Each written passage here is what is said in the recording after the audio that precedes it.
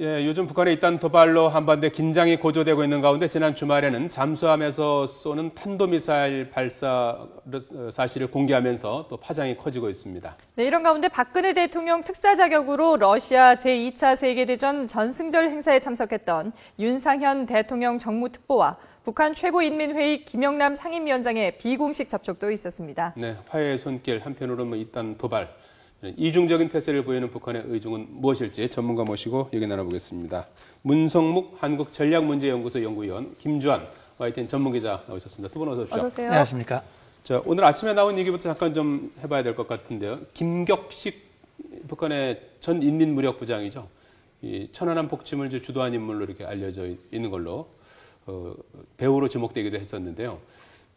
노동신문이 공개한 것으로 봐서 총살당하거나 이런 것 같지는 않죠? 예, 일단 북한 노동신문 보도에 의하면 예. 암에 의한 그 질환으로 네. 사망한 것으로 보도가 됐어요. 77살이죠? 우리? 예, 77세로 지금 돼 있고요. 예. 말씀하신 대로 인민무력부장도 했고 그 전에는 4군단장, 그 앞에 총참모장을 했고 그다음에 총참모장에서 해임된 이후에는 또 4군단장으로 내려가서 그 4군단이 바로 우리 서해 지역을 담당하는 군단입니다. 네. 그 군단장을 하면서 김영철과 함께 천안함 폭침, 연평 포격 도발, 잇단 도발을 기획했던 그런 인물로 우리가 보고 있죠. 네. 예. 자, 한편 북한이 지난 주말에 잠수함 탄도미사일 발사를 성공했다라고 이렇게 공개적으로 밝히면서 우리 국민들이 아무래도 좀 불안해하고 있는데요. 만약에 북한의 주장이 사실이라고 한다면은 정말 우리로서는 상당한 위협 아니겠습니까? 예, 아마 지금 우리 국방부 판단에 의하면 북한의 그 보도가 사실로 거의 보고 있는 것 네네. 같아요. 일부에서는 사진이 합성 사진이 아니냐 이런 의심 보도도 있었습니다만 일단 북한의 이런 그 수중 사출 시험, 네. 잠수함에서 이 모의탄이지만 SLBM 모의탄을 사출시켜서 물 밖으로 쏘아 올린 그렇게 해서 한 100m 날아간 이 실험 자체는 성공적이다. 만약에 이 속도로 나간다면 수년 내에 북한이 SLBM 잠수함 발사 탄도미사일을 전력화할 가능성이 있다고 하는데 예. 만약에 그렇다면 그 위협은 상당히 새로운 위협이고 우리로서는 그 위협에 대비할 수 있는 철저한 대비책이 추가적으로 강구되고 있는 상황이지요. 네. 자, 김주한 기자, SLBM이라는 게 어느 정도로 위협적인 겁니까? 일단 물속에서 쏘니까 물속에서 바닷속 깊이 들어가면 이게 소리 이외에는 탐지가 불가능하거든요. 그래서 핵잠수함 같은 경우는 사람이 견딜 수만 있다면 이론적으로는 30년 동안 물 밖으로 하나도 안 나올 수 이렇게 기동할 수 있는 그런 무시무시한 무기 체계가 될 수 있겠죠. 이것이 또 하나 지금 말씀하신 것처럼 우리가 북한 미사일의 대비 체계를 이제 2020년 전시작전 통제권을 이제 그 이후로 이양이 되는데 그때 우리가 두 가지를 한미 간에 그 어떤 협약을 맺었죠. KAMD, 코리안 에어 앤 미슬 디펜스라고 해서 한국형 미사일 방어 체계 그리고 이른바 언론에 많이 나온 킬체인 6단계에서 징후가 보이면 먼저 우리가 선제 타격을 해서 그걸 격파를 한다 이런 개념인데 지금 2005년 후부터 이걸 어떤 예산을 확보를 해서 어떤 순차적으로 도입을 한다. 이 사실상 비용이 많이 드는 그 방위 억제력 사업들인데 이런 것들이 이제 우리도 지금 말씀하신 것처럼 앞당겨야 되겠죠. 이 SLBM이 오늘 국방부 추가 브리핑 보면은 2, 3년 내에 이런 속도라면 북한이 2, 3년 내에 SLBM을 전력화할 수 있을 것 같다라고 하니까 우리 대응 체계는 이런 거 위에 또 다른 무기 체계라든가 이지스함을 추가로 도입한다거나 이런 것 등을 좀 앞당겨야 되겠죠. 예. 이번에 공개된 SLBM이 이제까지 나온 그 미사일 체계 가운데서 가장 좀 발전된 형태, 위협적인 수준으로 이렇게 봐야 되는 겁니까? 예, 이제 결국 미사일을 발사하는 방법은 여러 가지가 있습니다. 지상에서 이 고정 발사대를 통해서 발사한다든지 이동식 발사대를 통해서 한다든지 아니면 항공기에 장착을 시켜서 항공기에서 지상 또는 함정을 향해서 발사하는 그런 방법이 있는데 우리가 가장 주목하는 것이 바로 SLBM이거든요. 나머지 앞서 말씀드린 지상이나 공중 같은 경우는 우리 기존의 레이더로 포착을 해서 대처하는 이런 것이 상당히 가능한데 우리 아까 말씀하신 대로 물속, 바닷속 깊이 들어가게 되면 우리가 그 잠수함의 기동을 포착하기 어렵고 상당히 기습적으로 이 그렇죠. 발사를 하게 되면 대응 상당히 어렵다고 하는 점에서 SLBM이 우리가 주목하고 또 위협적인 존재로 보는 겁니다. 물론 현재로서는 북한이 그런 SLBM을 쏠 수 있는 수준이 되려면 두 가지 절차를 거쳐야 되는데 하나는 그걸 쏠 수 있는 잠수함이 개발이 돼야 합니다. 이번엔 사출 시험용 잠수함이었지만 실제 그것이 전력화되려면 거기에 적합한 잠수함이 개발이 돼야 되고 3,000톤급 이상이 되는 그렇죠. 거죠. 두 번째는 그 SLBM이 실제로 이번에는 사출 시험이었지만 비행 시험이나 거기에 핵탄두를 장착하기 위해서는 소형화라든지 또 이 대기권 재진입을 위한 기술이라든지 이런 것들이 개발이 돼야 이제 가능하기 때문에 그래서 짧게는 2, 3년, 뭐 그보다 조금 더 걸릴 수도 있고 이제 이렇게 보고 있는데 아무튼 SLBM이라고 하는 것이 전력화된다고 하는 것은 우리 전략 작전 환경이 획기적으로 바뀌는 것이기 때문에 우리로서는 두 가지 차원에서 준비가 필요한데 하나는 그것을 탐지할 수 있는 능력을 고도화시키는 것이 필요합니다.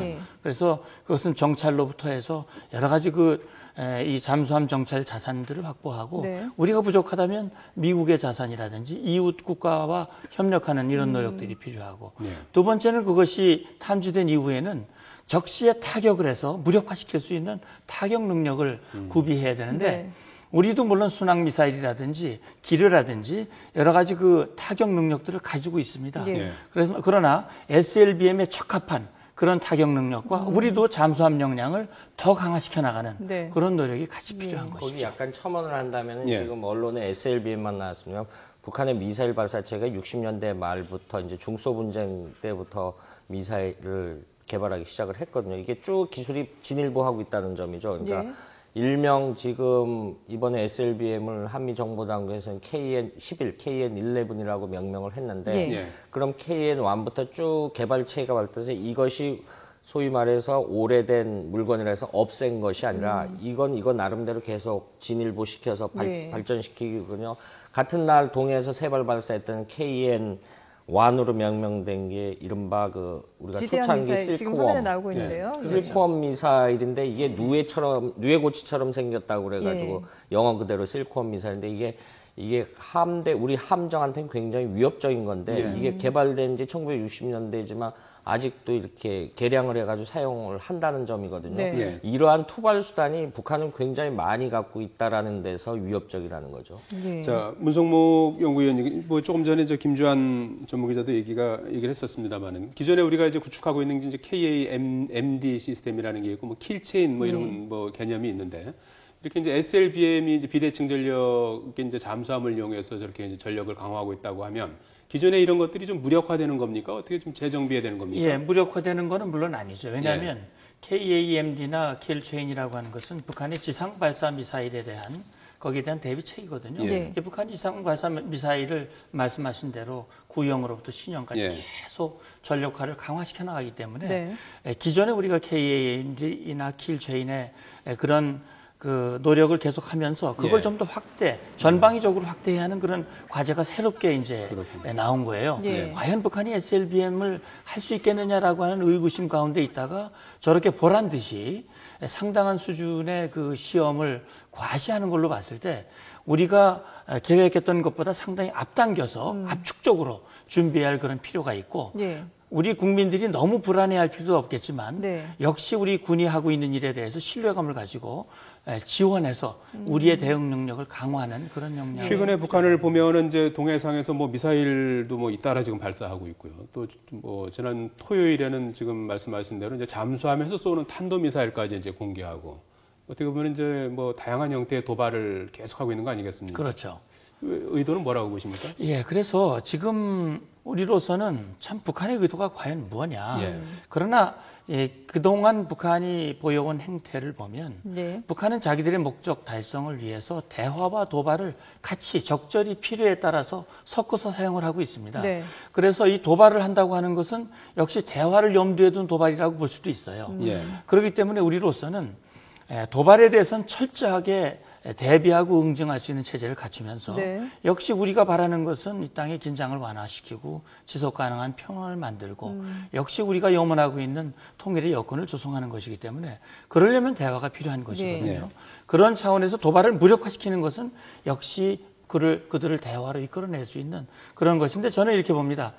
김정은의 뭐랄까 독단과 이런 것들이 상당히 강하고 또 고위 당국자들에 대해서도 뭔가 토를 달고 이견을 제기하면 처형하는 시스템 속에서 어느 누구도 특히 대남 전문가들도 이렇게 하셔야 됩니다라고 나서서 대화를 주도하고 그렇게 하기가 좀 어려운 상황이 아닌가 하는 그런 생각을 해봅니다. 김주영 기자, 지금 그 해상 분계선 지도가 나오고 있는단 말이죠. 이렇게 최근에 이제 도발을 일삼고 있는 것이 결국은 뭐 NLL 해상 분계선에 대한 어떤 뭐 분쟁을 뭐 이렇게 일으키고 서해오도를 뭐 탈취하려는 목적이 아니냐 이런 시각도 있는데 그 부분은 어떻게 보십니까? 서해오도 탈출하기보다는 북한은 기본적으로 저 NLL이 지금 이 실효적 지배가 우리가 지금 서해오도에 있는 게 1953년 7월 휴전협정할 때 육상 분계선은 걷지만 해상 분계선은 그때 안 걷거든요. 그래서 사실 이제 우리가 그로 계속 한미 당국에서 계속 우리 영해로 지배를 하고 있는데 저 5개 섬을 보면은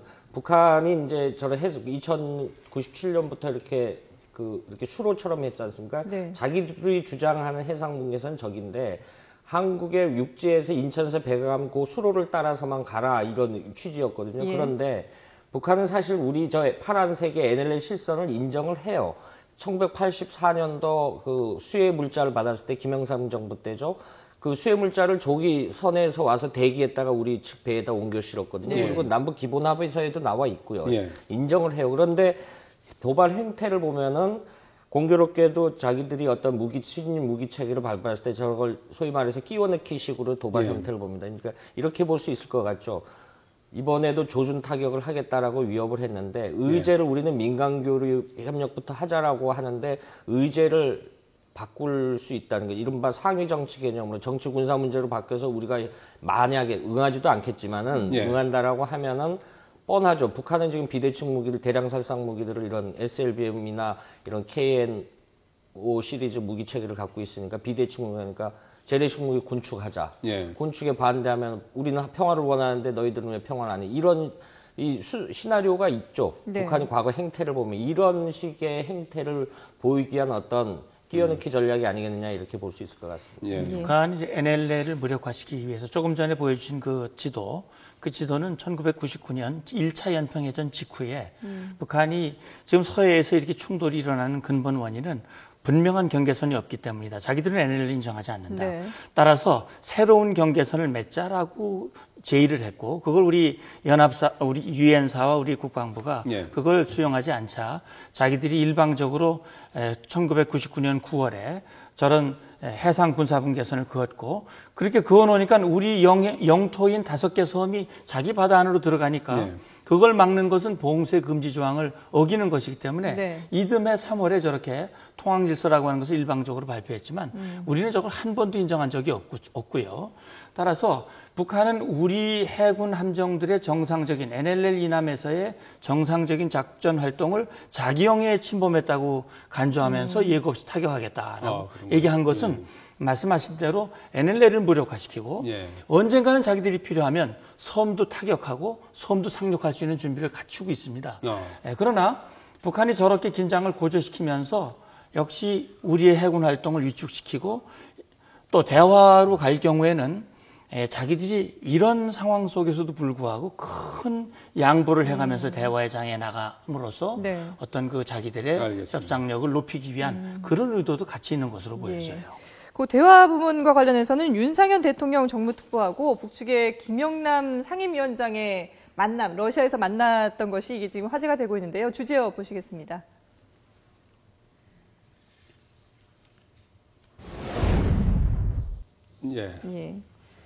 윤상현 대통령 정무특보, 북한의 김영남 상임위원장의 만남이 이제 화제인데요.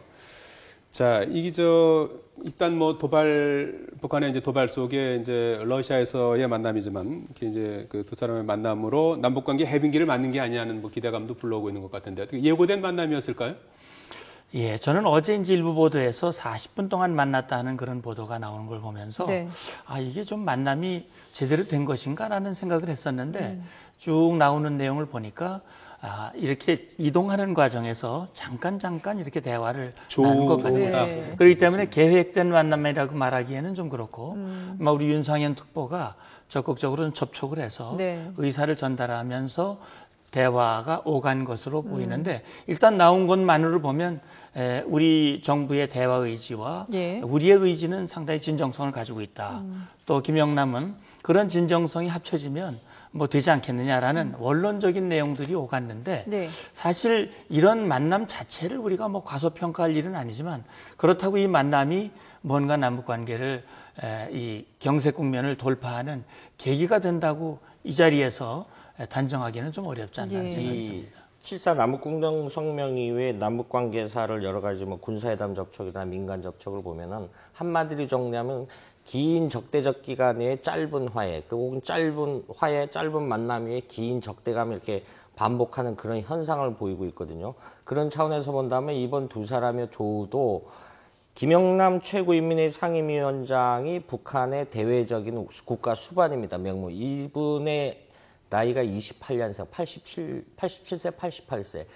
김일성 3부자 체제에서 이 김영남 최고인민회의장은 항상 그 자리에 유지하고 있어요. 이게 뭘 뜻하냐면은 북한이 어떤 권력 핵심 그룹에 안 들고 북한도 자기들 나름 북한도 동그란 화면에 살짝 이제 국가 나란히 체제 걸어가면서 국가기 때문에 국제사회 국가기 때문에 어떤 대외 수반 그래서 외국에서 북한 평양을 방문하는 외국 국빈 원수는 다 이 김영남 최고 상임위원장이 접견을 하거든요. 저도 뭐 평양에 갔을 때 개인적으로 악수를 해본 적은 있는데 이분이 과연 어떤 윤상현 특사가 은밀하게 실제 그랬는지는 모르겠지만은 박근혜 대통령의 의중을 메시지를 전달했는데 이걸 김정은한테 가져가가지고 어떤 의사결정 과정을 구체화시키는 이런 역할을 하기는 좀 약간 전망이 어둡지 않냐 이렇게 볼 수도 있을 것 같습니다. 예. 그 윤상현 정무특보가 김영남 상임위원장을 만나고 나서 인터뷰를 했는데요. 잠깐 들어보시죠. 이 정부의 남북관계 개선을 위한 국가 의지, 진정성 등에 대해서 전달하려고 노력을 했습니다. 예. 아무래도 윤상현 특보 쪽에서 좀 적극적으로 아무래도 다가가서 대화를 시도하려고 노력을 했던 것 같네요. 아니, 그런 것 같습니다. 예. 일단 김영남이 뭐 자기가 대화하려고 시도한 것 같지는 않고 우리 윤 특보가 접근을 해서 뭔가 우리의 의사를 전달하려고 하는 그런 노력을 했던 것 같고요. 네. 윤 특보 자신도 뭔가 뭐 대통령으로부터 어떤 지침을 받거나 뭐 친서를 가져가거나 그런 거는 아니다라고 예. 얘기를 하는 걸로 봐서는 어쨌든 아마 제 생각할 때는 김영남이 어떤 결정권이 있는 것은 아니지만 그래도 북한에서 어른으로 대접을 받고 있고 네. 아마 러시아 방문이 끝나고 나면 아마 방문 결과를 김정은에게 보고하는 그런 자연스러운 자리가 있을 가능성도 있고 그렇다면 그 자리에서 윤 특보가 언급한 것을 보도가 아니라 김영남의 입을 통해서 들을 가능성이 있고 그걸 가지고 김정은이 이제 어떻게 결정하느냐 사실은 북한이 남북 대화와 교류를 통한 경제적 지원과 실리 확보가 필요하거든요. 예. 그렇기 때문에 북한이 그동안 계속 집요하게 오이사 조치의 선제적인 해제라든지 금강산 관광 이런 걸 끊임없이 요구를 해왔기 때문에 아마도 북한은 그런 것들을 염두에 둔 행보들을 지금 해가고 있는데 역시 김정은이 어떻게 결심하느냐 하는 것이 지금으로서는 아마 관건일 것 같습니다. 별도로 뭐 친서 같은 거 전달했을 가능성은 없을까요? 예, 그거는 이제 윤 특보가 본인이 아니라고 했는데. 그런 게 아니라고 예, 했기 예. 때문에 사실은 그건 정확히 지금으로서는 알기가 어려울 것 같습니다. 예, 공식적으로는 뭐 러시아에서의 남북 접촉과 관련해서 윤상현 특보 같은 경우에는 뭐 진정성을 갖고 최선을 다하면 네. 메비우스의 띠 같은 굴레를 벗어날 수 있을 것이다. 이렇게 이제 언급을 했고요. 예, 김영남 북한 최고인민회의 상임위원장은 분열을 그만두고 평화와 통일의 길로 가자라고 얘기를 했다고 합니다. 예, 약간은 좀 선문답 같은 네.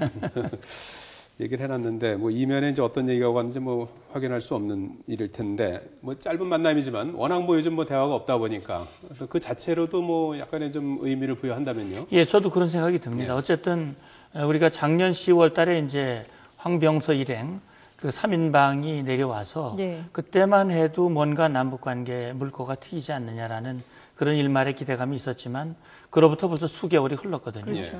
그리고 1월 달에 김정은이 직접 육성으로 금년은 남북 관계 전변의 해로 만들겠다. 최고위급 접촉도 가능하다. 이렇게 얘기했을 때 금년이 광복 70주년에 예. 또 이 분단 70년이기 때문에 나름대로 김정은도 그런 계산을 하는 것이 아니냐라고 봤지만 아직까지는 북한의 행태가 대화에 여러 가지 전제 조건을 내세우면서 하고 있기 때문에 예. 사실 당국 간의 접촉의 통로가 막혀 있고 다만 우리 정부가 이제 최근 들어서 상당히 의미 있는 조치들을 하고 있지 않습니까? 남북 관계 개선을 위해서 우리 민간 비료 지원이라든지 지방자치단체의 접촉을 확대한다든지 네. 6.15 공동선언의 민간 어떤 그 접촉도 또 승인을 했고요. 그 이후에 이제 7월에 광주 유니버시아드에 이제 북측 대표단은 참석을 하고 네네. 응원단도 보내는 방안 긍정을 그리고 네. 또 하나 주목할 것이 10월에 경북 김천에서 4년마다 한 번씩 하는 세계 군인체육대회라는 게 있습니다. 이게 네. 군인들의 올림픽인데 북한은 참가 의향서를 제출했거든요. 예. 그렇게 된다고 보면은 올 한 해 이 남북 간 그 접촉할 수 있는 모멘텀은 여러 가지가 있다라고 봅니다. 이걸 어떻게 이제 크게 살리느냐 이런 게 이제 굉장히 북측의 의지가 중요하겠죠. 예, 네. 문 의원님 뭐 마무리. 그러니까 이제 해주시죠. 북측으로서는 제가 생각할 때는 북측이 이렇게 뜸을 들이는 이유는 두 가지라고 저는 봅니다. 예. 첫째는 우리의 그 안보라든지 이런 것을 최대한 흐트리려고 하는 그런 종래 대남 전략 차원에서의 한해 의도와 두 번째는 자기들이 실리를 확보하되 어쨌든 남측의 요구에 끌려가지 않고 자기들이 원하는 판으로 끌어가기 위한 그런 어떤 대화의 판을 만들기 위한 그런 어떤 계산 속에서 지금 이런 상황이 진행되고 있지 않냐 하는 생각이 드는데 어쨌든 여러 번의 앞으로 접촉의 모멘텀이 있기 때문에 네. 그런 것들을 봐가면서 아마 대비를 해야 될 것 같습니다. 네. 문성목 한국전략문제연구소 연구위원 김주환 YTN 전문기자였습니다. 두 분 고맙습니다. 고맙습니다. 감사합니다.